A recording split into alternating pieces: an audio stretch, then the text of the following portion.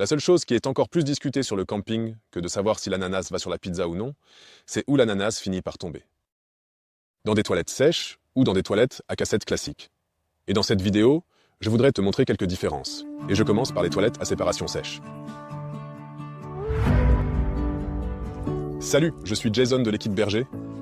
Et quand je me promène sur le camping, j'entends souvent des phrases comme « Je me suis enfin fait installer des toilettes sèches » ou bien « Les toilettes chimiques sont les seules vraies ». Je ne veux pas du tout m'immiscer dans cette dispute. Vous pouvez en discuter autour de quelques bières. Dans cette vidéo, je vais simplement vous présenter les toilettes sèches.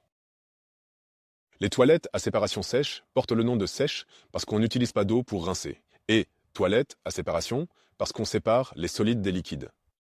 À l'avant, il y a un entonnoir qui recueille les liquides et les dirige vers un réservoir de collecte. Ce modèle a même une petite valve de retour pour le liquide. Et le plastique ici n'est pas vraiment transparent. Il n'y a pas de quoi avoir honte de se promener avec ça et de le vider quelque part. À l'arrière, il y a un seau avec un sac à l'intérieur et un liant quelconque. Donc, de la sueur, de l'humus, du paillis d'écorce ou simplement de la litière pour chat. Et aussi le café du petit déjeuner. On peut toujours en ajouter un peu. Cela lie ensuite les odeurs et les liquides des selles.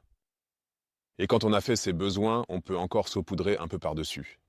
Ça me rappelle un peu les toilettes rudimentaires chez les scouts, on faisait exactement pareil. Le tout ne pue pas. Ça sent le sous-bois, du moins je trouve. Tout au plus, une légère odeur. Si on veut vraiment être sûr qu'aucune odeur ne sort des toilettes, on peut simplement installer un petit ventilateur qui les dirige vers l'extérieur. Il faut ouvrir le couvercle de temps en temps pour que l'air puisse circuler à l'intérieur. Le sac du conteneur à matière solide peut simplement être jeté dans les ordures ménagères. Il existe aussi des sacs biodégradables ou autodissolvants. Il faut alors jongler un peu avec le cycle de vidange pour éviter les dégâts, car il peut être plus long avec des toilettes à séparation sèche qu'avec des toilettes chimiques classiques. Pour le conteneur de solide, environ 1 à 2 semaines. L'urine, à l'avant, on la vide plus souvent. On la verse simplement dans les toilettes au camping ou dans une aire de repos. On peut aussi la verser dans la nature, mais diluée, pour ne rien abîmer avec l'acide urique. Le meilleur avec les toilettes à séparation, c'est qu'on n'a pas besoin d'additifs pour toilettes. Les toilettes sèches à séparation, contrairement aux toilettes chimiques, peuvent aussi être construites soi-même. Pour cela, il existe des kits où on peut acheter ce séparateur et faire preuve de créativité. Ce modèle, très petit, que j'aime beaucoup utiliser pour mon bus. Je vous mets le lien en dessous dans la description de la vidéo, ainsi que nos autres modèles, vous les trouverez tous sous la vidéo. Maintenant, j'aimerais savoir ce que vous pensez des toilettes à séparation.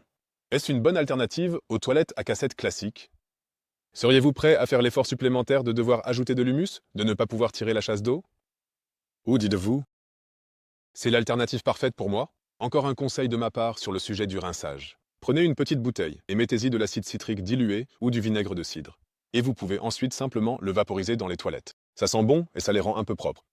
Je vous mets ici un lien vers une vidéo intéressante si vous voulez passer plus de temps sur YouTube. Et sinon, je vous souhaite beaucoup de plaisir en camping.